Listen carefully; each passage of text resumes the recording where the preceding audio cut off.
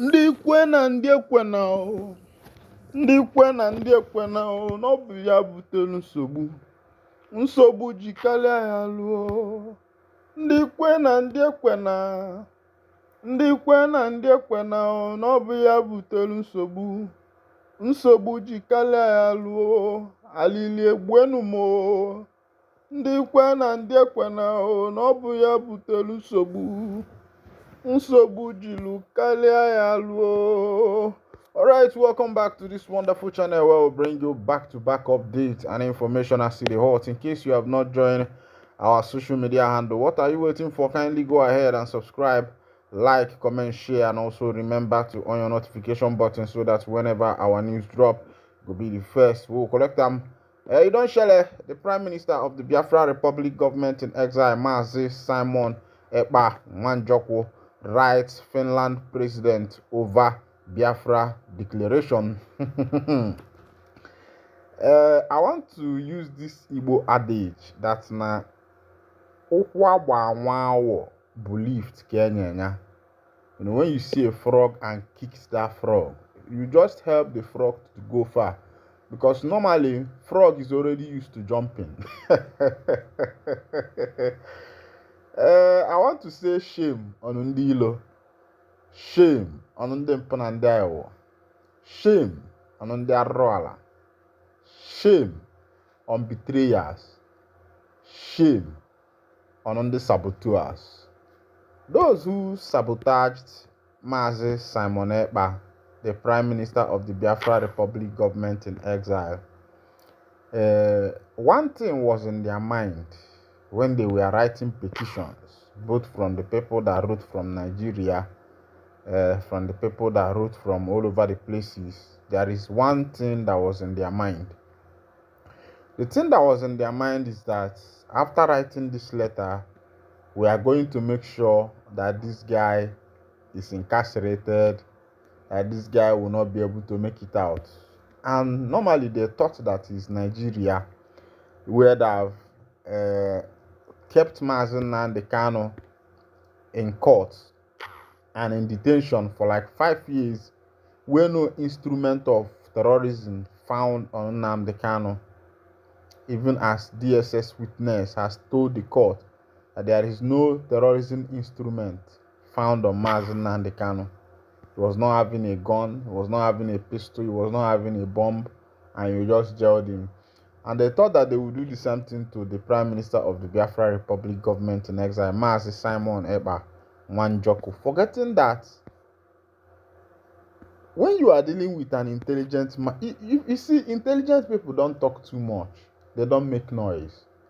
They don't come on the social media to tell you what they are going to do or what they are not going to do. But what they do is that they take strategic steps. As these people arrested Simon Ekpa, they thought that that is Mazi Simon Ekpa's end.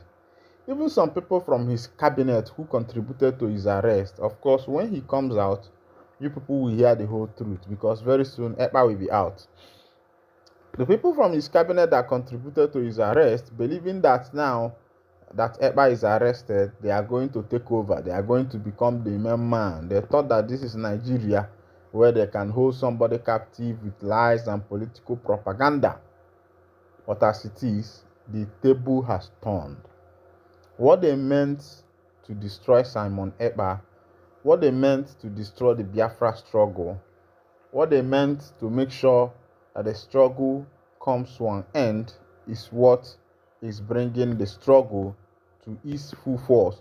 Is what is making the struggle to have a good face. It is what is taking the struggle to the world pinnacle. Before, it was Nigeria, and of course, you know that in Nigeria, they don't show all the broadcasts. Even Mazi Nnamdi Kanu's court appearance and the rest of them, when you broadcast it, the lawyer will threaten to jail you, threaten to have you serve a punishment. But over there in Finland, everything is broadcasted, everything is streamed live, and the rest of them, and the world is seeing what is going on. The world is observing how the court proceedings and everything is going, and they know that this man is in court. Simon Ekpa is in court because of Biafra, and the world Even the nations that have not known Biafra before, people that have not heard about Biafra are beginning to hear about it.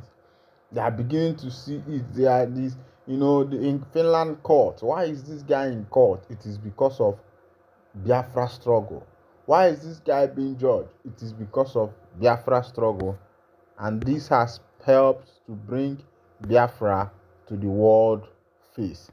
And as it is, Simon Ekpa has written to the Finland president over Biafra declaration.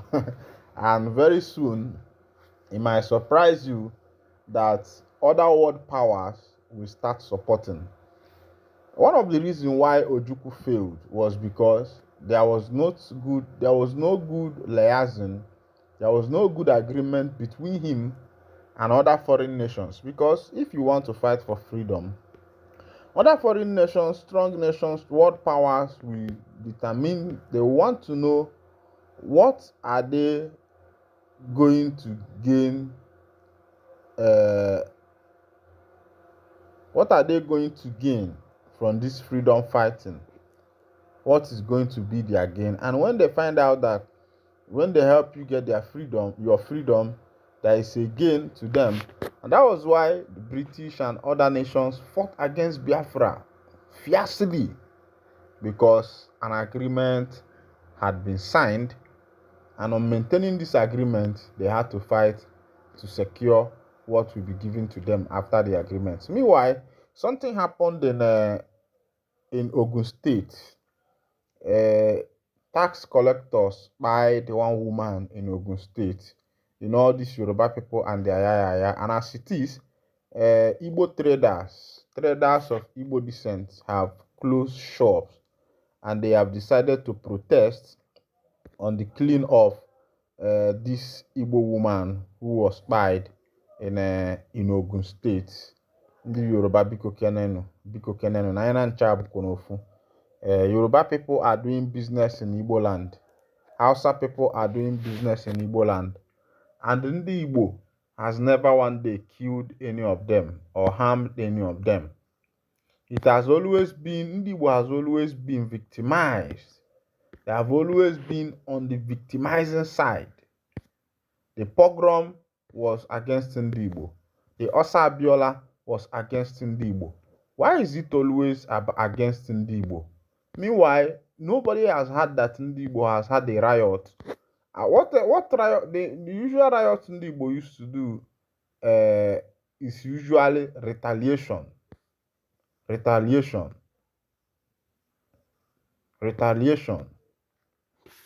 Maybe when someone, does something to them, you see them retaliating against the person.